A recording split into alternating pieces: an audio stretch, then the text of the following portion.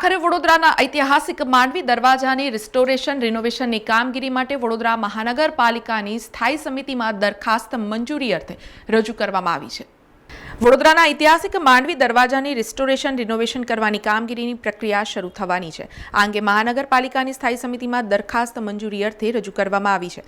ઐતિહાસિક માંડવી દરવાજાના રિસ્ટોરેશન અને રિનોવેશન માટે અંદાજિત 4 કરોડ 20 લાખથી વધુનું કામ માનીતા ઇજારદારને 18% વધુ એટલે કે 4 કરોડ 96 લાખ કરતાં વધુ ભાવ સાથે આપવા દરખાસ્ત કરવામાં આવી છે।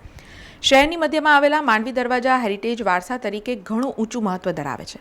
માંડવી દરવાજાના કુલ 16 કોલમ પૈકી નૈઋત્ય દિશામાં અંદરની તરફ આવેલ ગેન્ડીગેટ ન્યાય મંદિર કોર્નર તરફ અંદરનો એક કોલમ જર્જરિત થયેલ છે અને તેના કારણે ઉપરના આર્ચ અને સ્લેબના ભાગે તિરાડો પડેલી છે। અગાઉ તાકીદે એમએસના સ્ટ્રક્ચરલ સેક્શન વડે નુકસાન પામેલ કોલમના ચારે તરફના આર્ચ નીચે સપોર્ટ કરાવેલ છે તથા તૂટેલા કોલમને એમએસનું એન્કેસિંગ કરીને હોટ લાઇમ કોન્ક્રીટ વડે સપોર્ટ કર્યું છે। માંડવીના ગ્રાઉન્ડ ફ્લોરના કોલમના ફ્રેક્ચરના કારણે ઉપરના સ્ટ્રક્ચરોને તથા નજીકના કોલમોને થયેલા નુકસાનીનો અભ્યાસ કરી તેના રિસ્ટોરેશનની કામગીરી માટે તજજ્ઞ એવા મોદી એસોસિએટ્સ સુરત તરફથી ડેમેજને કારણે કેટલું અને ક્યાં નુકસાન થયું છે, કયા પ્રકારનું મટીરિયલ વાપરીને બાંધકામ કરવામાં આવ્યું છે તે તમામ બાબતો સ્પષ્ટ નક્કી કરી શકાય તેમ ન હોય તમામ શક્યતાઓ અને સંભાવનાઓ વિચારણામાં લઈને સંભવિત કરવાપાત્ર તમામ કામગીરીઓ સાથેનો અંદાજ બનાવી રજૂ કરાયેલ છે।